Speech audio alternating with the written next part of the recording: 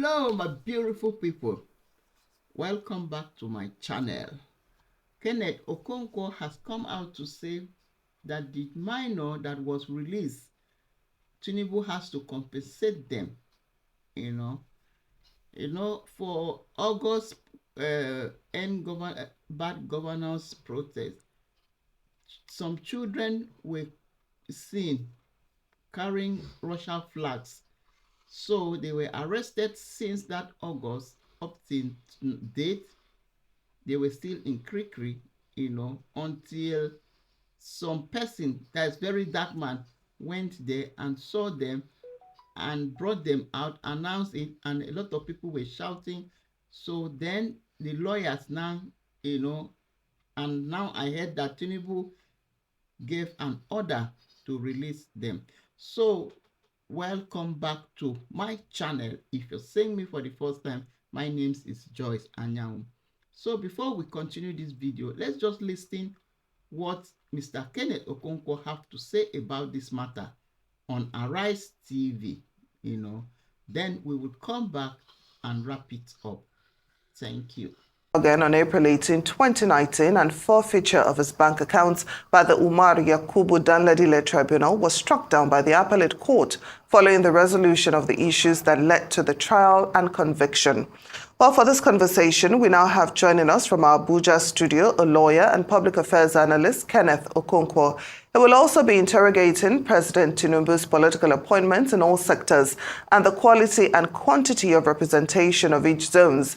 He will also look into the president's latest directive to release minors and the president's pushback on efforts to stall tax reforms. Good afternoon. Thank you so much for joining us on Newsday. Good afternoon. Thank you for inviting me, and thank you, everybody that is watching from any part of the world.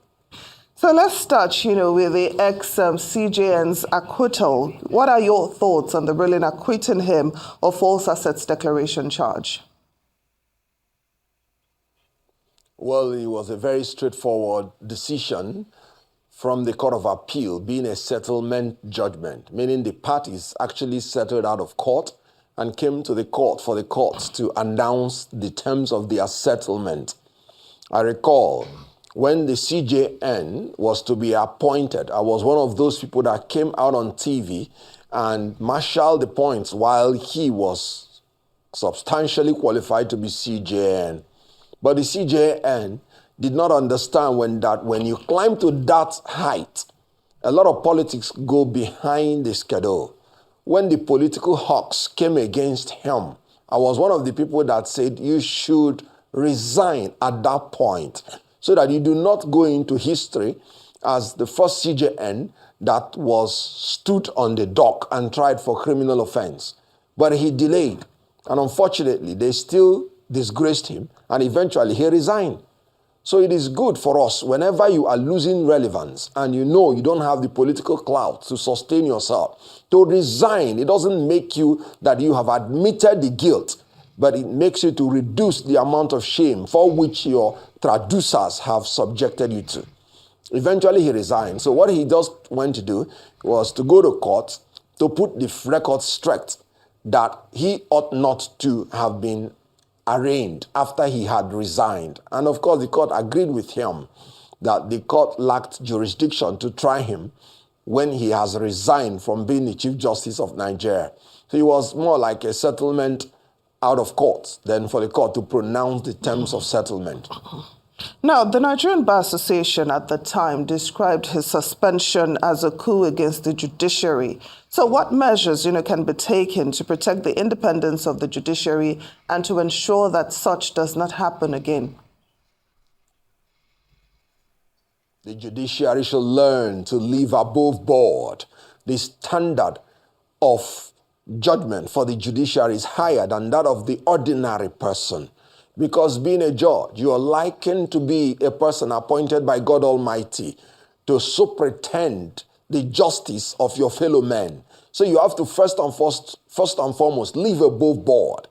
And when you live above board, you have to celebrate your independence, not just in theory, but also in practice, where the judges are carouseling and cavorting with the political elements. They make themselves very susceptible to attacks by these elements when they fall out of line or out of favor from them, because the politicians use that opportunity of your interaction with them to compromise you or complicate your life, that you will not have any other choice than to obey whatever they say, because as they are compromising you, they are keeping those records. And when you want to refuse to do what they tell you to do, they will bring those records just to implicate and embarrass you.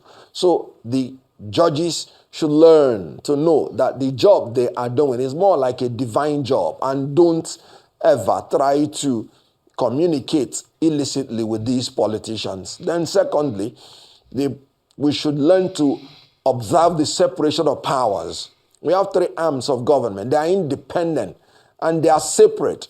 The executive should learn to respect the judiciary, and so also the legislature. And like I said, the judiciary has what it takes to cut off these people from interfering in their activity. But it is only when they learn not to be corrupt, only when they learn how to give justice, not judgments, and how to separate themselves from the unclean things that the politicians mix themselves with. But looking at the Nigerian system the way it is at the moment, how easy really would it be to separate themselves from fraternizing with the political class? At the moment, there seems to be, some sort of an alliance that we cannot really explain it, but it's there. So how easy will it be to cut it off? Very easy.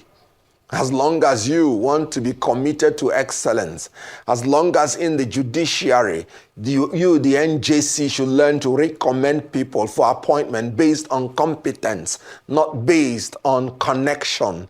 As long as you are not corrupt yourself, it is very easy.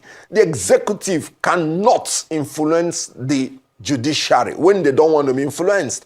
But when you want to appoint somebody who is not qualified, then you need extra methods to get the executive to appoint the person and get the legislature to approve the person. If you want to appoint your son, who is not qualified, for instance, to be a judge, you would have to dance also to give in something to the executive to agree to appoint your incompetent child. Then when you are corrupt, that means you are inducible with money.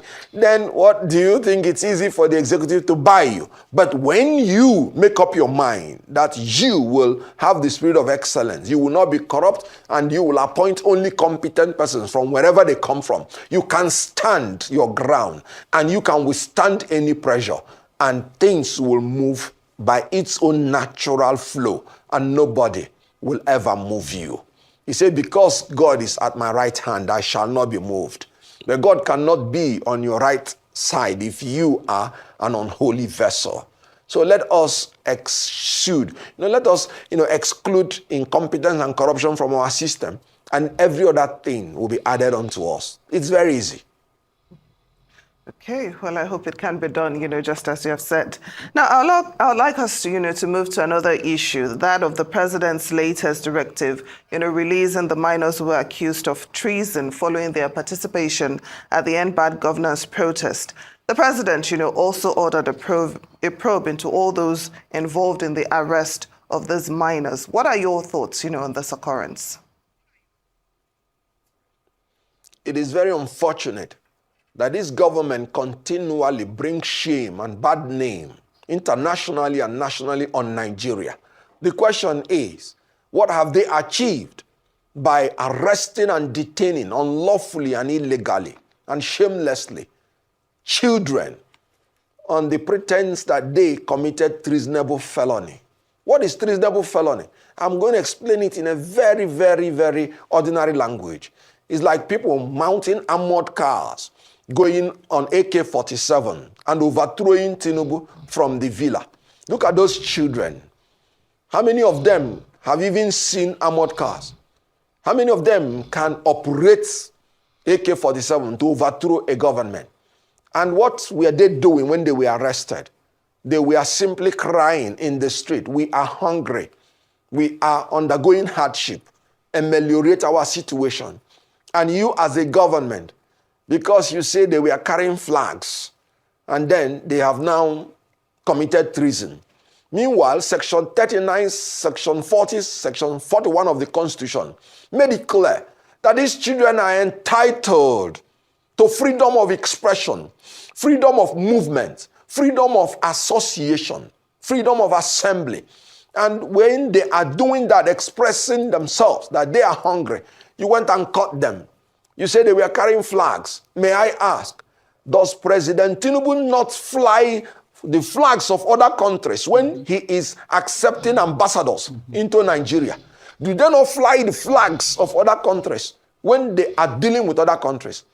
What is the offense about flying foreign flags in Nigeria? When I was in the university, I recall when America bombed Libya, we were flying Libyan flags in Nigeria.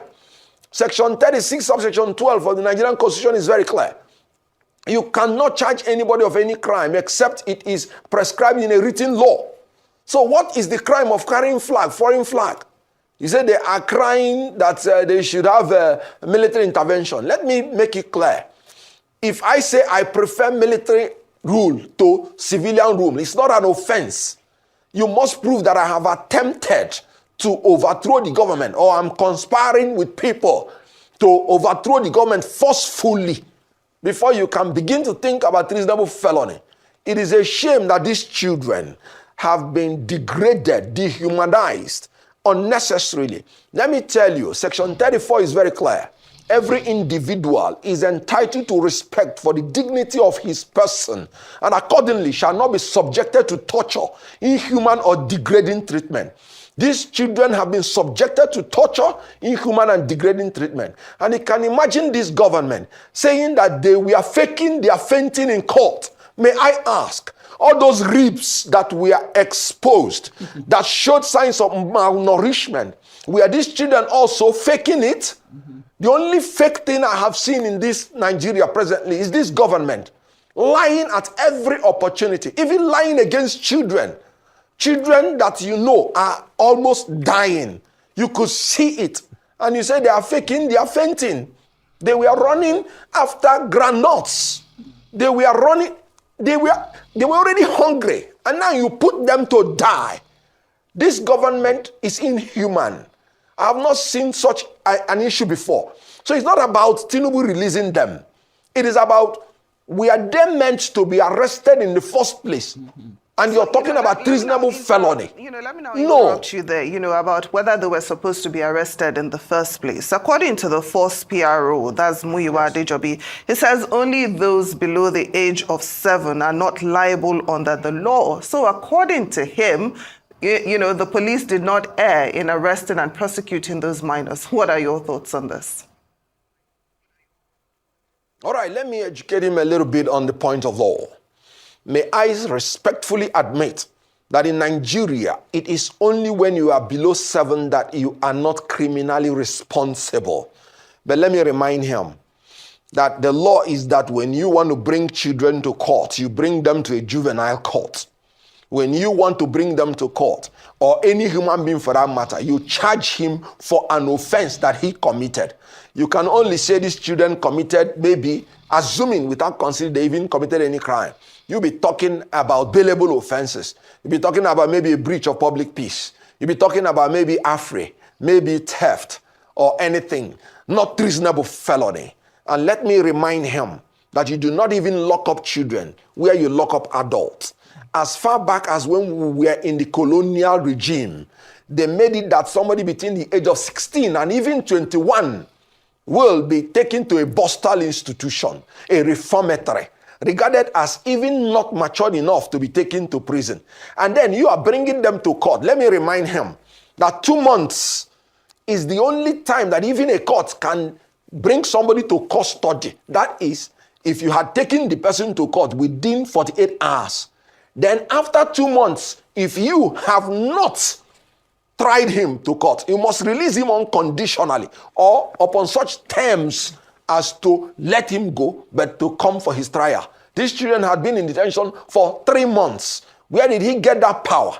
The court even said the law is that even when somebody's offense attracts certain punishment, if he had stayed in detention for the time of that punishment, you let him go. And yet you brought these children to court. that you want to try them. Let me ask him, when they were in custody, were they well fed?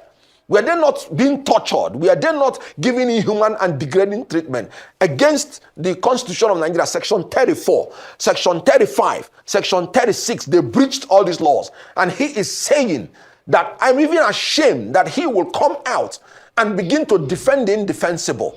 Those children, the president has to apologize to them and compensate them adequately. It was very wrong. The charges were wrong. The process of detaining them wrong. The process of arraigning them wrong. They were just malnourished, maltreated, and mistreated in that whole process. And the police should be apologizing to them and not inflicting more psychological torture on them after the ordeal they have gone through. It's really very shameful. Beautiful people, welcome back. We have heard to what Kenneth Okonkwo just said. Yes, he has made a vital point, which I really understand. Remember that this guy is a barrister, he's a lawyer. He knows the right. He knows what is Nigerian Constitution talks about, what happened to those children. Yes, he has made a point that I don't even have much to say anymore, because carrying other country flags is not a big deal. And secondly, these are children that they don't even, at least he has analyzed what the children were doing. They were just crying for food, that they are hungry, that Mr. President should come and help, that they need military regime. Yes, does it mean now in Nigeria people don't have freedom of speech anymore? Yes, because I don't really see. Even they were even saying that those children, they are mature, they have husband, wives and children. Even when they were fainted in the court, they said they are just making drama or acting drama. I don't know, Nigeria. I don't know what is wrong with that country. But anyway, with time for me, how I managed to know that those children were still detained. That August, we really heard that they arrested them. But nobody talked about those children anymore.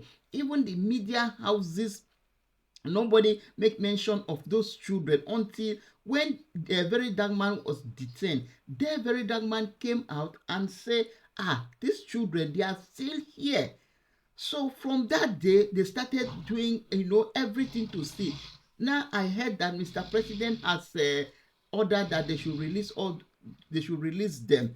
And now, releasing them, people are advocating that they should compensate them, for the drama and all those emotional drama that they have put them through too. So my beautiful people, I don't have much to say. You have heard. Thank you very much if you have watched this video to this time. I really appreciate every one of you. Thank you, and I will see you guys in my next one. Bye for now.